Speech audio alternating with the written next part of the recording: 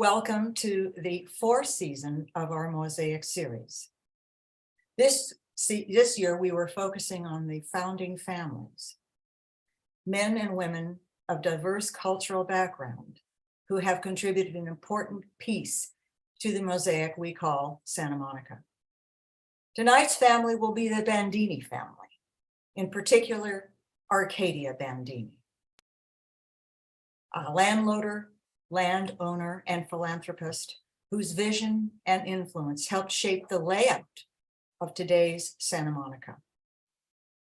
Enormously generous and immensely compassionate, Arcadia gifted the sprawling site of today's VA medical complex in Los Angeles. She also played a role in bringing Palisades Park to the people. A bronze bust on the northern end of the 2-mile park honors Arcadia's contribution. Teaching us more about this remarkable woman tonight are two renowned historians, Bandini experts, Nina Fresco and Ricardo Bandini Johnson. Local historian Nina Fresco will provide a biographical overview of the Bandini family, and Ricardo will give a more intimate view of his great-grand-aunt.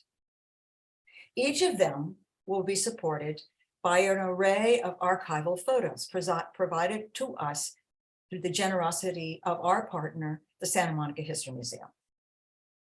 At this point, I'd like to remind you that you will have the opportunity to ask questions. You can start right now by using the Q&A button at the bottom of your Zoom screen, and we will have time at the end of the program to answer your questions. Now let's begin with Nina, who is a member of the Santa Monica Planning Commission and is also a board member of the Santa Monica Conservancy. Welcome, Nina. Hi, everybody. I'll just jump right in. Arcadia Bandini de Baker was a great 19th century philanthropist whose influence on Santa Monica during its founding years is still felt today. Arcadia was the daughter of the colorful, articulate California ranchero Juan Bandini, whose vision and progressive ideas didn't save him from financial instability. The ups and downs of her childhood lent Arcadia an enormous capacity for compassion. The great wealth she ultimately inherited gave her the agency to act on it. Here's her story.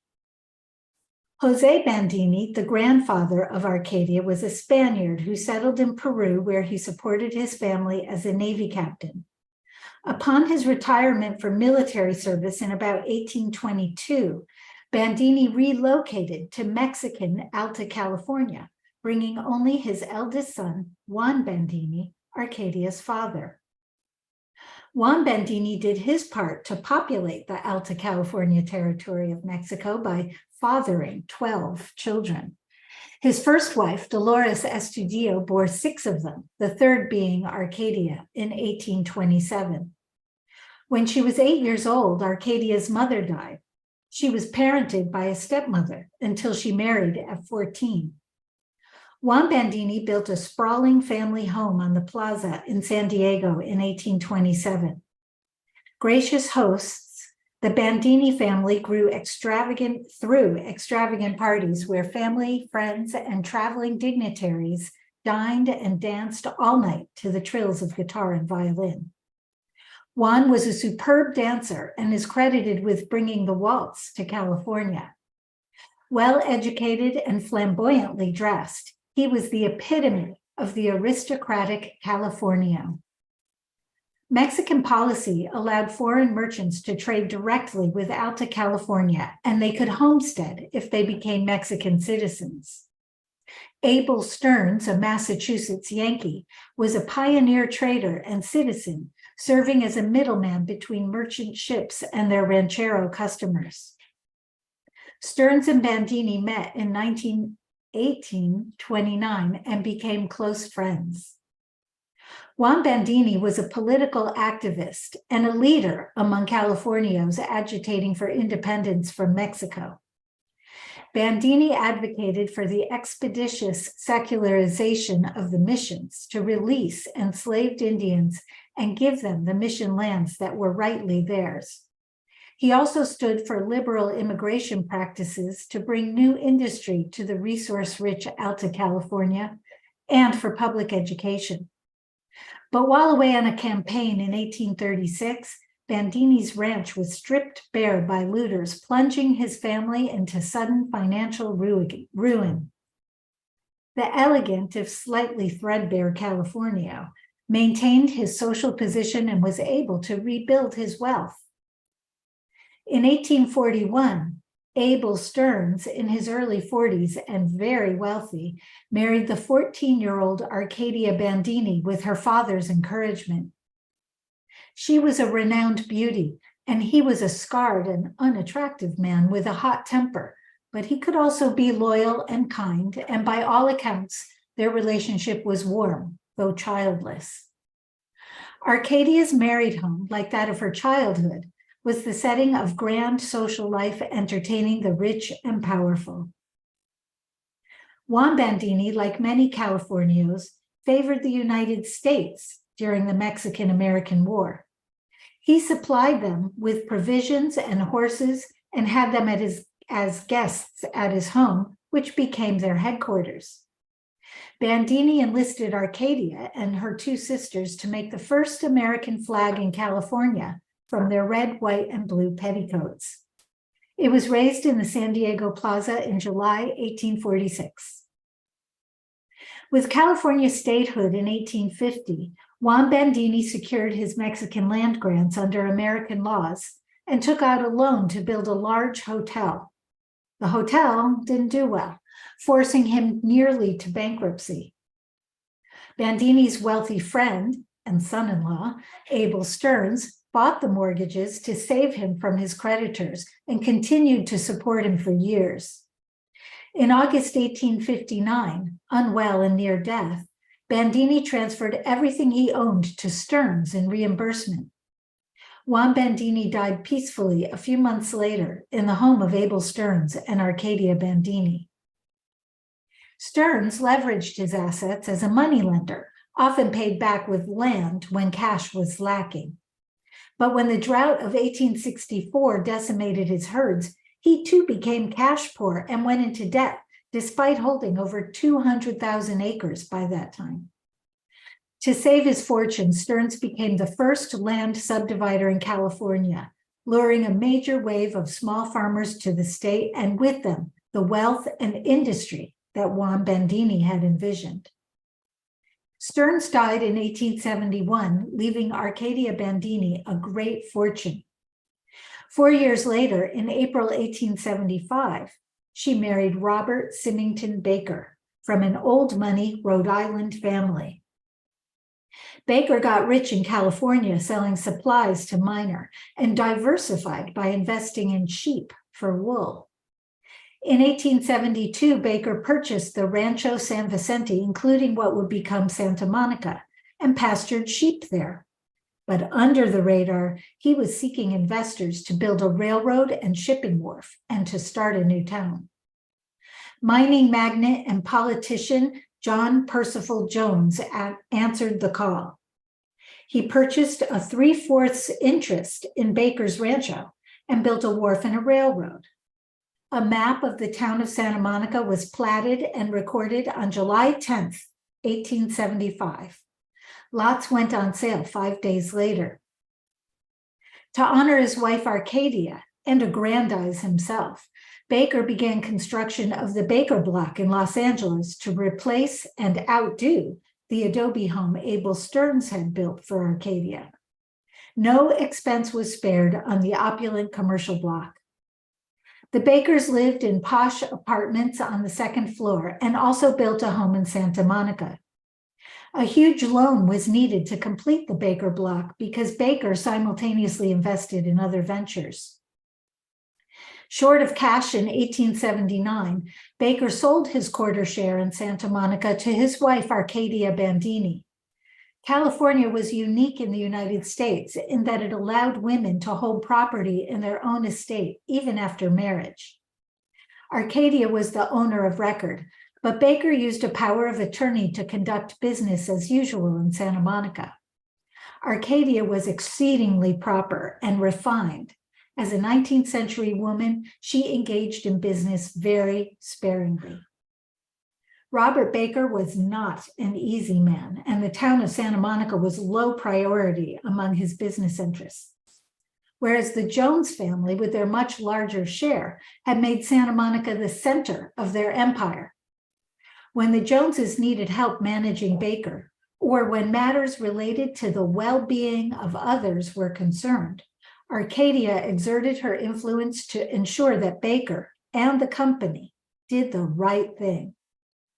Soon after the town of Santa Monica was established, a small cemetery was added. There could be no profit motive to it, but there was need for a place for the dead, and Arcadia's influence made it happen.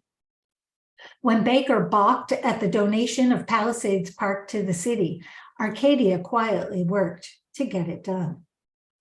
When a community was in need of a Catholic church, Arcadia donated land, not just in Santa Monica, but in many places across her vast holdings.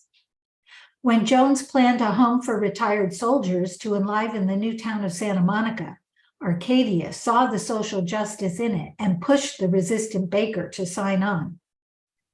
The Joneses had been trying for years to buy out the difficult Robert Baker. When he died in 1894, Bandini and the Joneses immediately began partitioning their joint holdings. It was a more tedious and time-consuming process than the buyout proposed to Baker, but a buyout was not consistent with Arcadia's approach to managing her estate, which was to hold and steward land holdings for her heirs. Arcadia's generous, compassionate nature struggled with the guilt of inheriting all of her father's property through marriage to Abel Stearns. With a heart full of empathy and pockets full of gold, she constantly received poor relatives in the Baker block. She wept with them over their misfortunes and handed them gold coins as they left. She also received a constant stream of letters from distant cousins asking for a few pesos for this or that, which she always sent. Arcadia Bandini de Baker, the wealthiest woman in California in her time, died in 1912 with no will. She wanted her estate to be divided impartially according to the laws of the state of California to avoid any appearance of favoritism among her heirs. Thanks for listening. Now back to Libby. Thank you, Nina. That is a great preview for our next speaker, Ricardo Bandini Johnson. Ricardo, as you probably know, is the great-grandnephew of Arcadia Bandini. Tonight, he will talk about a more personal view of his great-great-aunt. Ricardo is the president of the Bandini Foundation, which oversees the Heroes Golf Course and Japanese Gardens at the VA. He also serves as curator of the Bandini and John P. Jones archives at the Santa Monica History Museum. Ricardo's interview will cover 4 areas of Arcadia's life: a more personal view, her business acumen, her vision, and her support of women's issues. Operating Ricardo's Zoom controls tonight will be another Bandini, his grandson, Brian Bandini Rico, who also serves on the Bandini Foundation and is the supervisor of the Heroes Golf Course. Ricardo, welcome. And I guess we'll just begin with a very vexing question that people have asked me and other people. What does the Bandini family have to do with Bandini fertilizer? Okay, here it is. The Dolores Johnson, my great-grandmother, owned that piece of property with her cousin, which was Arcadia Bandini Gaffey, and they Gaffey married John T. Gaffey. They decided to have their little rancho there. And they named the street there, Bandini Street. So the fertilizer company located their business on Bandini Street, and that's how it came about. I see. So our family did not own the company. We do not own the company. But we do get Bandini fertilizer at our golf course. I have one sort of silly question. Where is this? Is this in East Los Angeles? Where is Bandini? It's on Atlantic Boulevard down I think what is it, the 5 freeway? It's on the way to Disneyland. Okay, all There, right. in the city of Vernon, or close to that. Okay, one more little tidbit. I understand that you had seen a Bandini license plate, and it kind of interested you, and you thought, hey, I want the Bandini license plate. Did you secure the Bandini license plate? No, I did not. And here's what happened. I was driving down the Santa Monica freeway, and I was behind this guy in a BMW, and on his license plate, it said Bandini. So I thought, no, I'd like to have that. So I went to the DMV and I asked this clerk who has the Bandini license plate.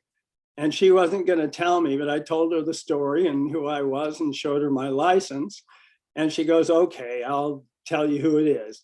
So it's the president of the Bandini Fertilizer Company. So I get his number, give him a call and talk to him and tell him how much I'd like to have the license plate, and your name isn't Bandini, and so on. And so he said, when the company ceased to exist, he'll let go of the license plate. I hope you outlast him.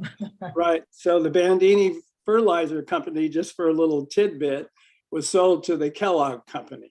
Oh, that is Anyway, that's okay. Well, let's see the second slide, please. Okay, that is a painting of her when she was 16 years old in 1843. And it was done by a well-known artist.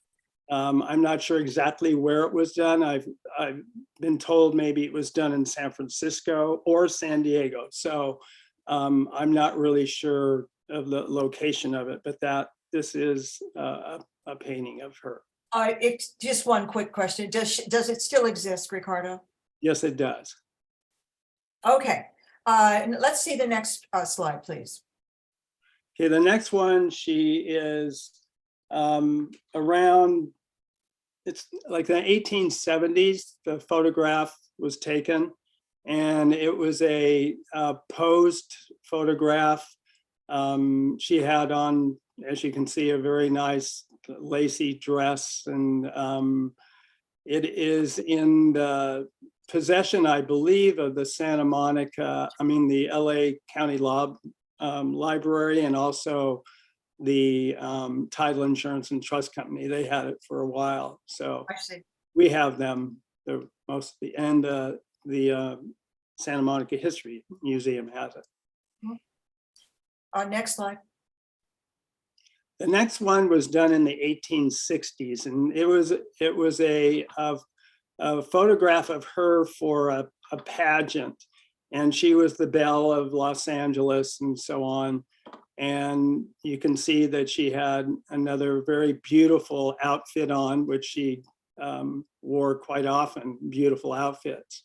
So that one also is in the Santa Monica History Museum and also at the LA Library. Ricardo, I think this is time to talk about her clothing. Okay. Apparently it was quite high couture. Yeah, well, in a majority of the photos that you see of her or paintings of her, she is dressed in these long black dresses. And she also had other ones that were made by Charles Klein, the originals, and her clothing was brought to the Baker Block for her to look at it and choose from them. And it was a lot of lacy material that was used. And I really think that part of her outfit, especially the long black dresses, was kind of in an honor of her prominence in Los Angeles and Santa Monica, and honoring her husbands, both her husbands, because they were very prominent and successful men. And I mean, that's just my thought. I really, I believe that she would have done something that way, even though maybe not the last husband. Let's talk about her life in Santa Monica, and I think we should have the next slide. Ricardo, when did she move full-time to Santa Monica? And maybe you give us an idea of life in her home and in the neighborhood, and sort of daily activities. What can you give us from morning till night? She moved to Santa Monica in the late 1880s. And she still also kept the Baker Block in downtown Los Angeles.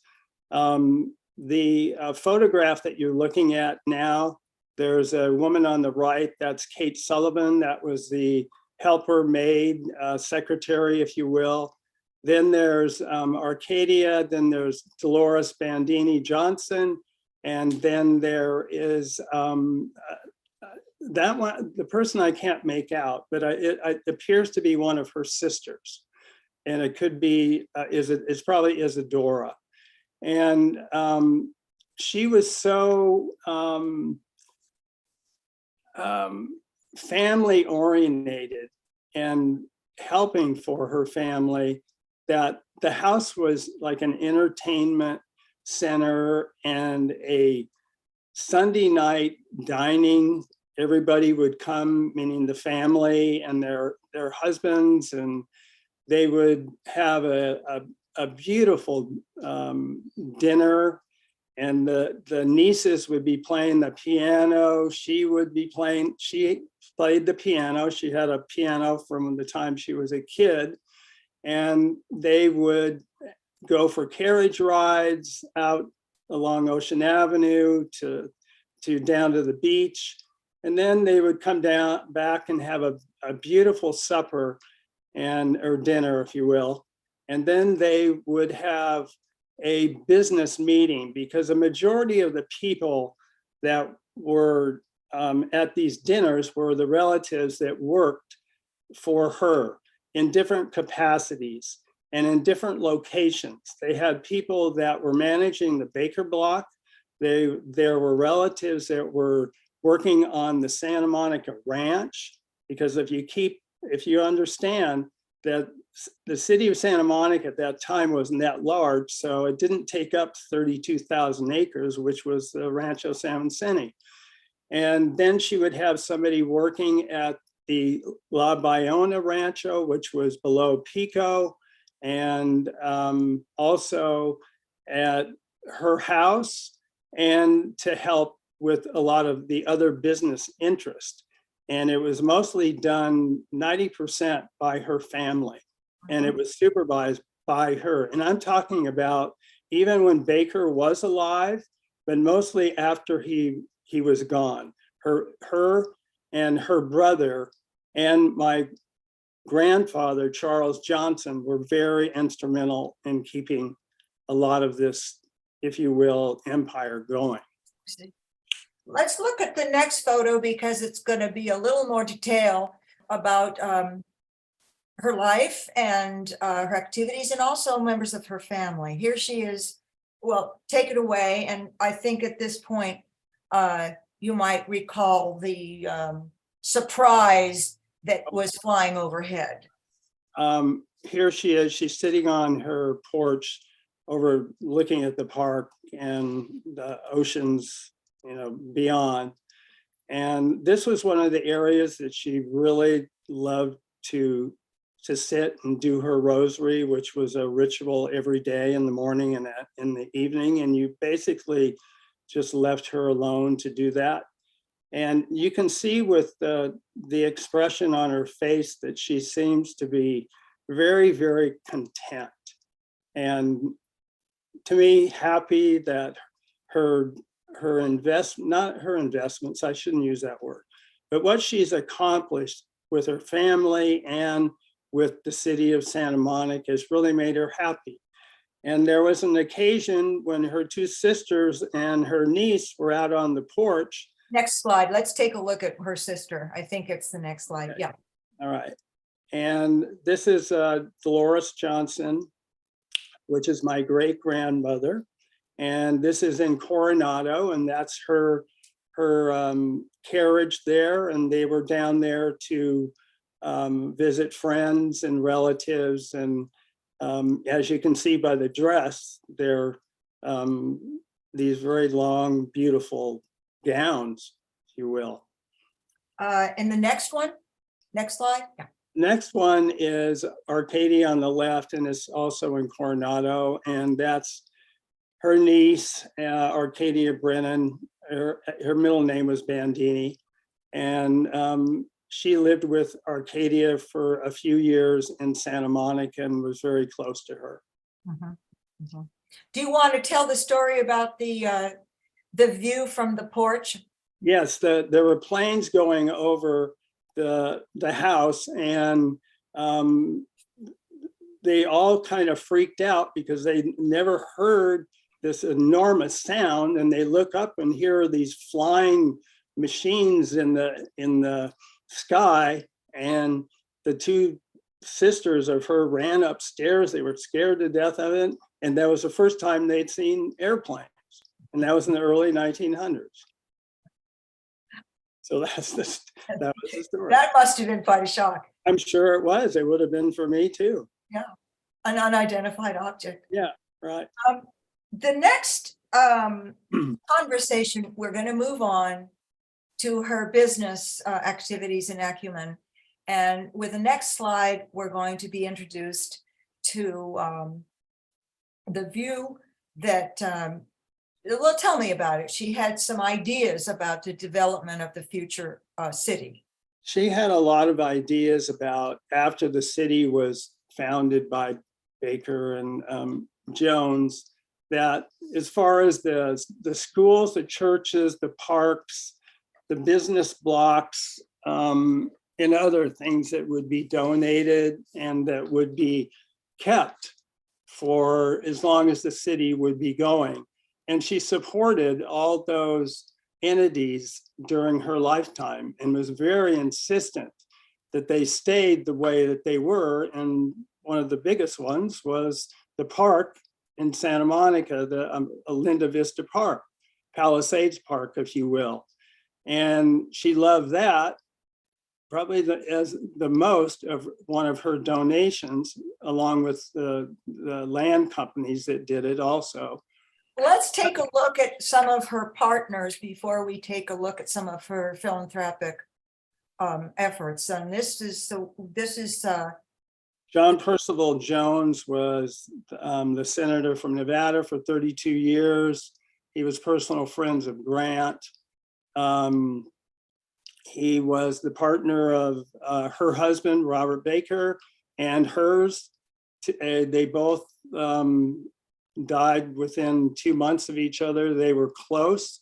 They visited each other quite frequently. They only lived a block away from each other. and where did he live? He lived at the Miramar. Right. And is that the That was- Miramar that we know? The Miramar was on Ocean Avenue and Wilshire, and it covered the whole block up to California and 2nd Street back to Wilshire.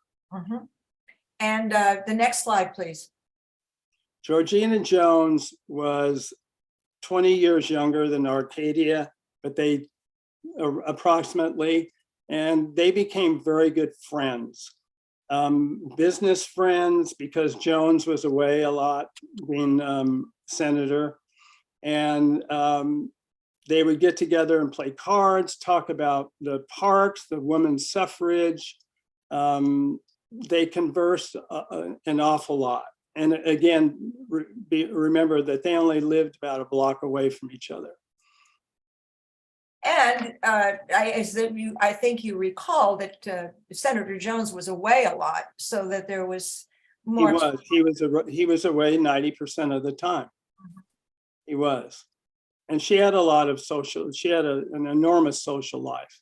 She had, Clemens was there, Mrs. Grant, Jesse Benton, Fremont. I mean, it was endless. The Huntingtons were there, the Gettys, I mean, not the Gettys, the Hearst, which were trying to buy the ranchos from both of them. But she was a big entertainer, just like Arcadia was in her earlier life. So they got along really well. Well, let's move on to some of the legacies. Well, go ahead, I'm sorry. That's the residence right there. And that's the Miramar home of Senator and Mrs. Jones, and about, I'm joking, about 20 of their relatives lived there. It was quite large, and they helped to support their relatives the same way that Arcadia's enterprises did. And the Miramar home was named by the 3 children of the Senator and Mrs. Jones. And when did that turn over and become the hotel? Okay, it was sold to King Gillette in 1912 or 11 or 12, after Jones died. And then he kept it for a while. Then I think he sold it and it was turned into a hotel. I'm not sure exactly the date of it. I'm sure somebody else on this show knows. Okay. Okay. And it was a real social, everybody gathered there. Next slide, please. Okay, this is the VA campus, the soldiers' home, as we call it. It was established in 1888 by an act of Congress, and it was donated March 2nd. The donors were John Percival Jones and Arcadia. And in the deed, it says 6 times that it's to be permanently maintained as a soldier's home. So for the last 120 something years, our family, along with the Jones family, have been protecting this and have had legal battles. And now we still are there. And as we have said, we operate the Bandini Foundation that honors her legacy and also Jones' legacy. I have to say I'm very supportive of the Jones because I was in business with the grandson, John Farquhar, for almost 25 years. Next slide. Okay, this was her favorite. 2 reasons: because it was the climate there where she lived, and she loved to just come over and walk and sit and walk down to take her carriage down to the beach, go in the water, wade in the water, not swimming in there. And that was something that they did a lot. And the park is probably one of the most in vogue places in the world. I mean, it's well known everywhere. Right. So it's a great legacy to her and to Jones and to the other companies that donated it, which were owned by both of them partly. Next slide, please. Okay, the churches. Yeah, go ahead. She was an enormous supporter of churches. And even though she was Catholic, she supported all of them and went to church quite frequently, a couple times a week. And I think this one is still there, if I'm not mistaken, isn't it? And she helped to donate monies through the years to help a lot of these churches. Next slide, please. Oh, the school, Lincoln School, where I went, but it's in a different spot. So she was a big supporter also of the schools. And that was one of her things that she was very insistent upon, because she did not have the formal education as the people in the earlier, I mean, the new generation coming up. So she continued to be in support of all these schools. Next slide. Okay, Lincoln Park. About 3 homes to the left here was where my grandmother lived, my mother's mother. And I used to go here a lot, and this was also one of the donations, and it's still there, and now it's called Reed Park, and rightfully so. And I used to play tennis there, and it's enjoyed by millions of people the last, since 18, whatever date it went in. So it's a big addition to Santa Monica and a legacy to both of them. Next slide, please. Santa Monica Bay Women's Club. Okay, what she did for the Women's Club originally was to give them the money to be able to buy a lot.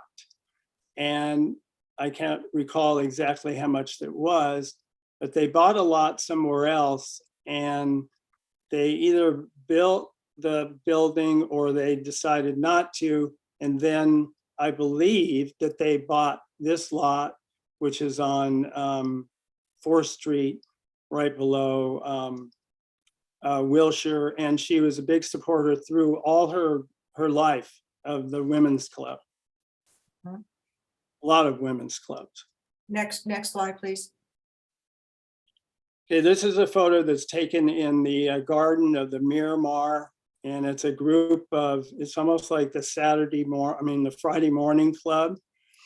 And they were very supportive, obviously, of all women's clubs and rights. And the 2 people in the middle of it are, one of them is Carolina Severance, and I believe, and I may be wrong, the other one is Jessie Benton Fremont.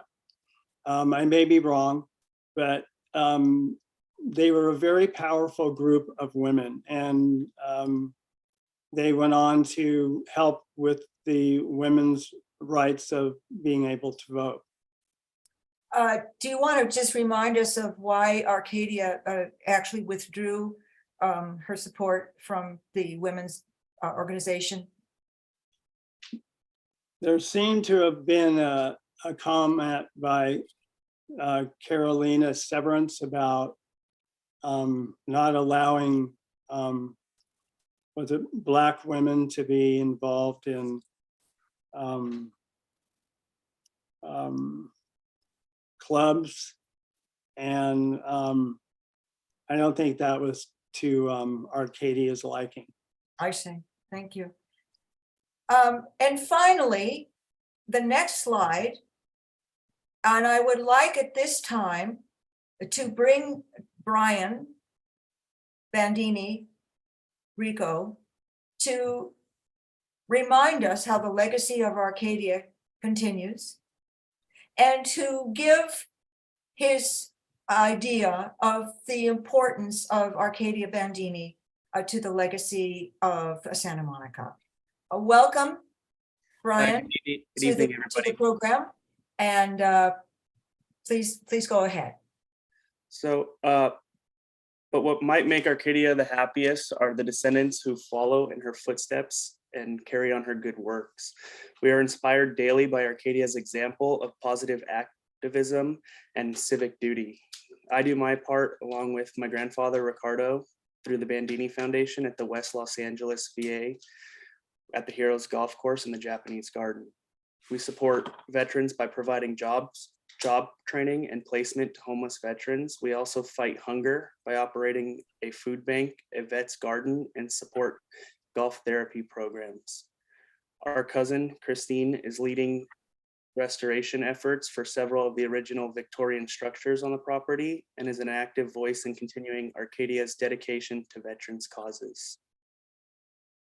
Thank you very much. Thank you. Appreciate it. Thank you. And thank you, Ricardo, for the personal view of Arcadia.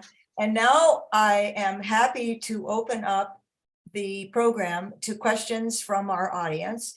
And I see that we have some already, so I will begin to ask them. This will be to both Nina and to Ricardo. Thank you, Libby. The first one, how did Arcadia deal with being, quote, sold off to that horrible first husband, who by all accounts was a miserable human being? Ricardo? That is for Nina. Sorry. Sorry. Nina, those are your words. Well, I mean, I don't know personally how she personally felt, but I know that it couldn't have been that easy. She had known Abel Stearns her whole life, but when she moved to his home, she moved with her 1 year younger sister. She was 14 and her sister was 13. And according to one account I read, it was actually her younger sister who ran the household. And so that says that it was not an easy situation. That's all we can really infer, since we can't ask her how she felt. Okay, True. thank you. I thank you. This is for Ricardo. Which women in the Friday Morning Club is thought to be Jessie Benton Fremont? I think you said Ricardo, but let's hear it again. And what other connections are there to Jessie and Santa Monica and or Bandini? Okay, I believe it's the woman on the left in the photo, in the middle, sitting down. And who was she?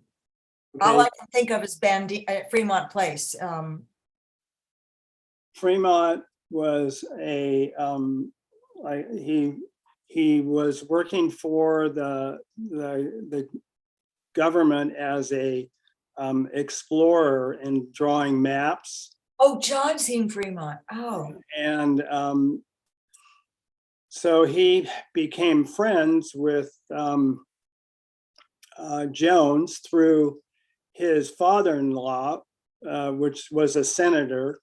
I can't remember his first name, Benton, and that was Jessie's father. And so Jones and the father-in-law get to know each other quite well. And when he moves out, when Jones buys the rancho out here in California, the Fremonts loved coming out to vacation and have a place to relax. And unfortunately, what happened was that Jessie and her husband, they almost went bankrupt. And what the women's group did to help to explain the association of Mrs. Jones and all of them to Jessie Benton Fremont was they bought her a home in downtown Los Angeles as a gesture. And it really kind of shows how generous that, and Arcadia was also involved with contributing to that. And if you see the guest book that's at the museum in Santa Monica, you'll see for the Miramar, Georgina kept a guest book of everybody that came, and if they wished to sign it, she allowed them to, and she's in it quite frequently. we have a little addendum helping you out. Jessie Benton Fremont was the daughter of Thomas Hart Benton, one of the most powerful members of the US Senate. Okay. And speaking of that, one questioner wants to know, I just had it up here, just a second. It had to do with the senator. They want to know if he was the senator from Nevada, what was he doing in California? You want me to take Yes, that? thank you, Nina. Yeah, they actually had a home in Gold Hill, Nevada, because that's where Senator Jones started his career. He was a superintendent of a gold mine. he found gold and or silver mine, sorry, and got very rich, and that was all in Nevada, and there were a few other things happened, and he was quite a hero there. So that was where he ran for office, because he had a lot of people who really loved him. And so they had a home there too, and they just went back and forth. And so his family mostly stayed in Santa Monica because they liked it better, but he had to go back to. I see. Okay, that answers that. This question has to do with the personal life of Arcadia. Did she have children with her second husband? No. Did she not. did she have a miscarriage ever, or was that?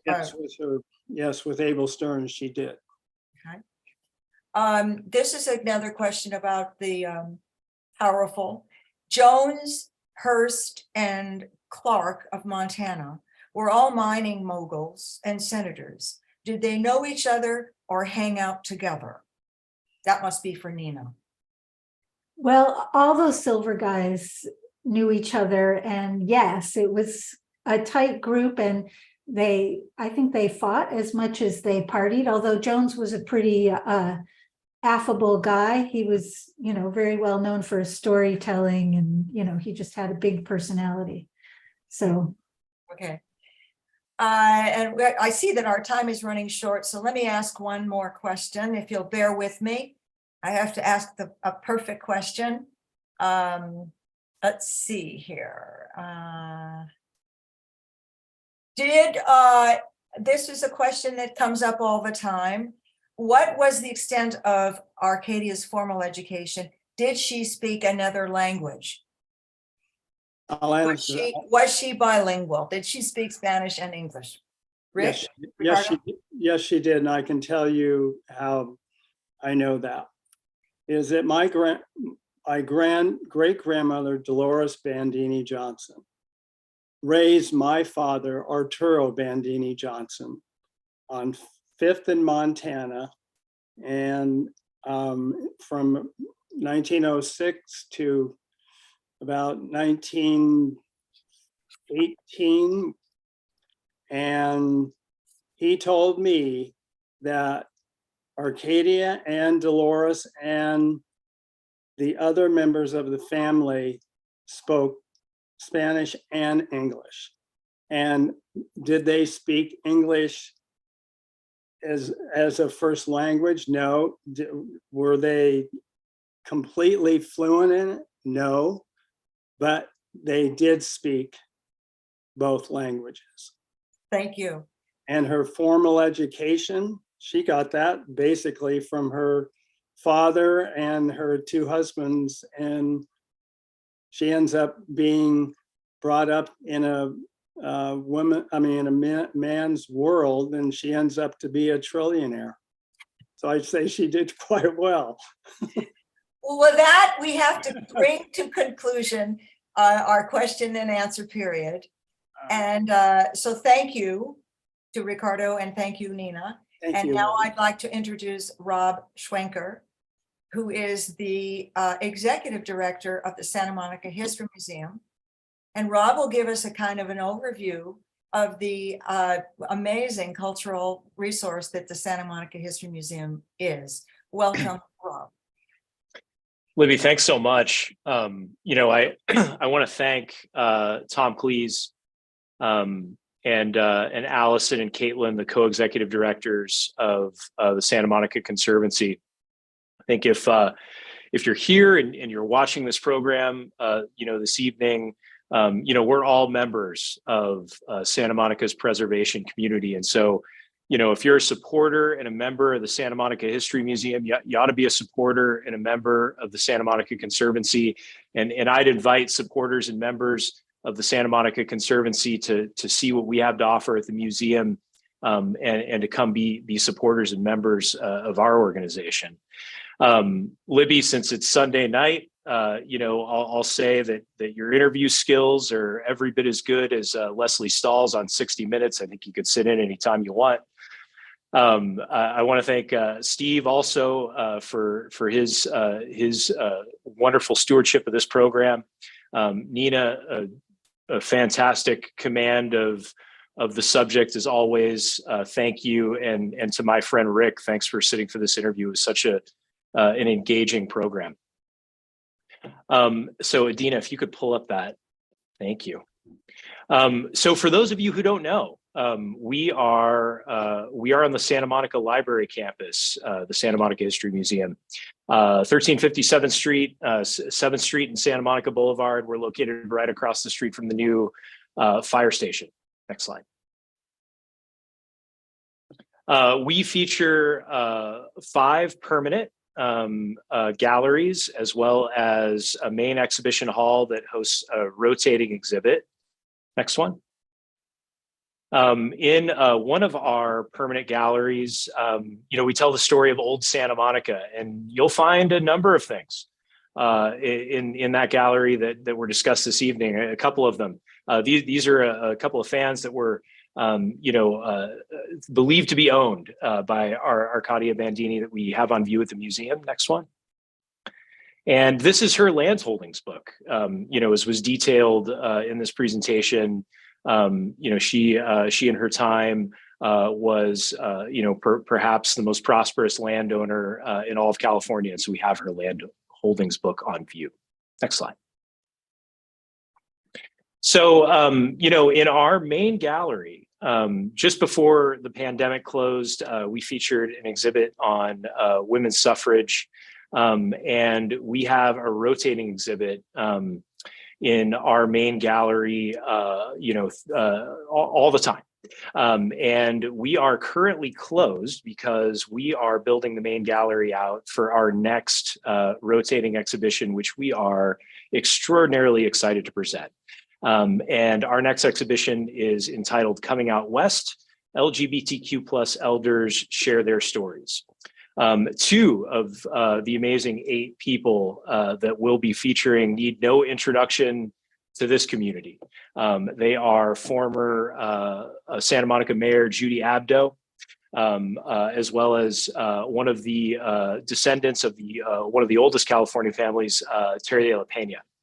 Those 2 women, along with 6 other just remarkable folks, are going to be featured during this exhibit. We're going to outfit the entire gallery with a brand new AV system. Folks will put on headphones just like this, and they'll walk up to screens on the walls, and they'll have these remarkable people tell them their life stories, all connected to their experience as members of the LGBTQ+ community in the Santa Monica Bay Area. Next slide. We just closed an incredible collaboration with the Quinn Research Center and someone else who I know is extraordinarily familiar to this community, and that's Carolyn Edwards, who, along with her husband Bill, are the directors of the Quinn Research Center, whose mission is to promote and study and preserve Black family history and culture in the Santa Monica Bay Area. It was perhaps our most successful exhibition. Nina Fresco was a contributor and really helped us make this exhibition sing. Because this exhibition was so successful, we have actually created a permanent gallery space for the Quinn Research Center, which will open on June 1, along with Coming Out West. So there will be a permanent space for the Quinn Research Center to present its very important work on Black family history and culture for all time in our space. Next slide. That's it. Check us out on our site. Come in and visit us starting June 1st. When we present Coming Out West in conjunction with the start of Pride Month. I want to thank everybody that made this episode of Mosaic happen, and I want to give it back to Libby Motika. Thank you so much.